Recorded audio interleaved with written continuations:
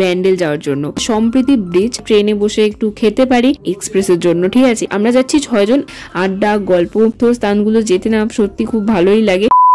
Hi guys, welcome back to my channel. চলে এসেছি নতুন ভিডিও নিয়ে। বলো সবাই এই শীতকালে কেমন আছো? আমার কথা যদি বলো তো আপাতত ভালো আছি। ভালো থাকার একটাই কারণ যে এই শীতে আমার এখনো পর্যন্ত ঠান্ডা লাগেনি, এই একটা রক্ষে। বলবো না বেশি, নইলে আবার নজর লেগে যাবে। এতদিন তোমরা আমার কলকাতার ব্লগ দেখেছো, মাসি বাড়ি ছিলাম তো ওইখানের ব্লগে আমি সব এর আগে ছেড়েছি। বাড়ি এসেছি আজকে নিয়ে তোমার 5-6 দিন মতো হলো। আবার আমরা রওনা দিচ্ছি তারাপীঠের দিকে। তোমরা অবভিয়াসলি টাইটেল থাম্বনেল সবকিছু দেখে বুঝেই গেছো।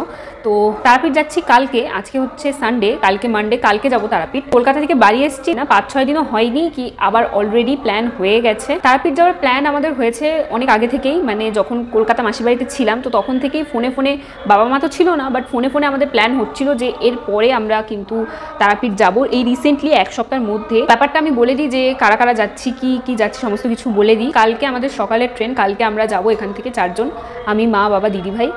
আর কলকাতা থেকে মাসিরা আসছে, মাসি আর মেশো আসবে, মানে আমরা এদিক দিয়ে যাবো, ওরা ওদিক দিয়ে আসবে, দেন আমরা মিট করবো, তারপরে একসঙ্গে তারাপীঠ যাবো।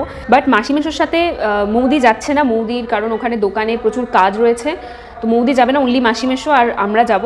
বাট তারাপীঠ থেকে ঘুরে আসার পর মাসি মেশো আমাদের সঙ্গেই আমাদের বাড়ি চলে আসবে, আর মৌদি কলকাতা থেকে আমাদের বাড়ি আসবে, মানে আবার আমরা সবাই এক জায়গায় হব।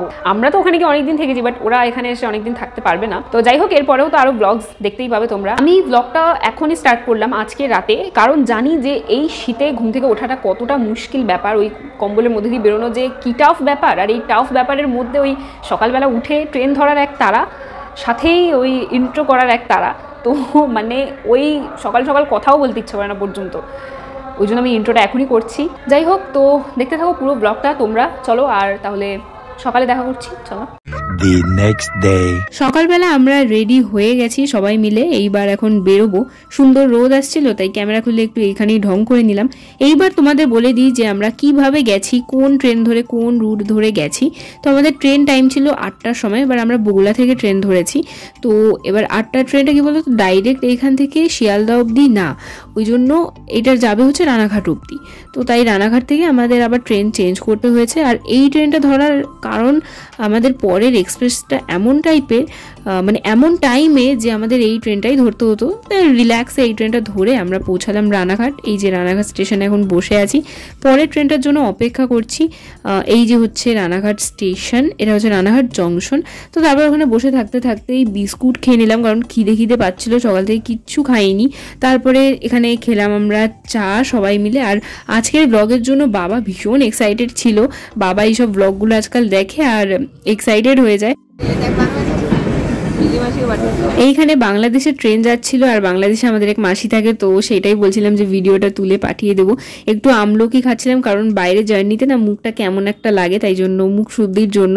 তো তারপরে আমরা ট্রেন ধরলাম, ট্রেন ধরে আমরা যাচ্ছি এখন হচ্ছে Naihati.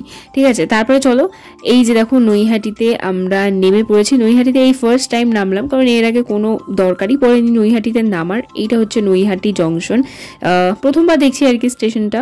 A few moments later. Naihati থেকে আমরা ট্রেন ধরলাম ব্যান্ডেল যাওয়ার জন্য।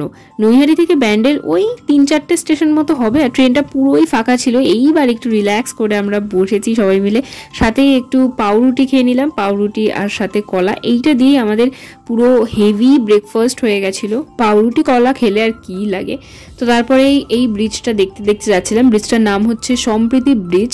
তো এইটাই দেখতে দেখতে ভিউ এনজয় করতে করতে যাচ্ছিলাম।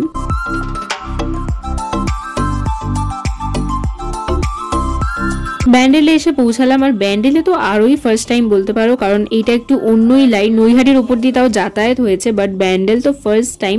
তো নেমে এখানে একটু চিপস কিনে নিলাম যাতে ট্রেনে বসে একটু খেতে পারি। তারপরেই খেলাম হচ্ছে চা। রাস্তায় বেরিয়ে যে মা বাবারা কয়বার চা খায় তার ঠিক নেই, আমি খাইনি, একবারই খেয়েছিলাম তখন রানাঘাট স্টেশনে। ঘুগনি, মানে কি বলবো, এই ব্যান্ডেল স্টেশনে প্রতিটা জায়গায় ঘুগনি বসেছিল। আর জানি না কেন সকাল সকাল কোনোদিন ঘুগনি খাই না, আর ঘুগনি অতটা পছন্দ না, বাট এত লোভ লাগছিল, সকাল সকাল খিদেও পেয়েছিল যে খেয়ে নিয়েছি। এইবার আমরা দাঁড়িয়ে ওয়েট করছি আমাদের এক্সপ্রেসের জন্য, ঠিক আছে। এক্সপ্রেসে কিন্তু অলরেডি মাসি আর মেশো বসে আসছে হাওড়া থেকে, আর এইটা ছিল আমাদের হচ্ছে কবিগুরু এক্সপ্রেস। তো দাঁড়িয়েছিলাম, আর এই দেখো এখানে মেশো চলে এসেছে, মানে বলছিল যে কোন কোচে আমাদের পড়েছে। তো উঠে গেলাম, দেখলাম মাসি এখানে বসে আছে আমাদের জন্য। তারপরে আমরা সব সেটিং হয়ে সবাই বসছি। এবার আমরা যাচ্ছি 6 জন, আরও 6 জনের একটা ফ্যামিলি ছিল। এবার সিট না আমাদের ভাগ হয়ে গেছিলো বুকিংয়ের সময়। তো যখন আমরা বসি তো ওই ফ্যামিলির সাথে আমরা আলোচনা করলাম যে ও তোমরাও এরকম 6 জন ভাগ হয়ে গেছো, 3 জন করে, তাহলে চলো একসাথে তোমরাও ওই পাশে বসে পড়ো, আমরা এই পাশে বসে পড়ি। দিয়ে আমরা এই পাশে বসে পড়েছি, বেশ হাসাহাসি। আর মৌদি ছিল না, তাই মাসি দেখো মৌদির ড্রেস আপ করে এসেছে। এই নিয়েই আড্ডা গল্প হাসি মজা করতে করতে আমরা চলে যাচ্ছিলাম তারাপীঠের দিকে। যাওয়ার জন্য না ভীষণ এক্সাইটেড ছিলাম, কারণ তীর্থস্থানগুলো যেতে না সত্যি খুব ভালোই লাগে।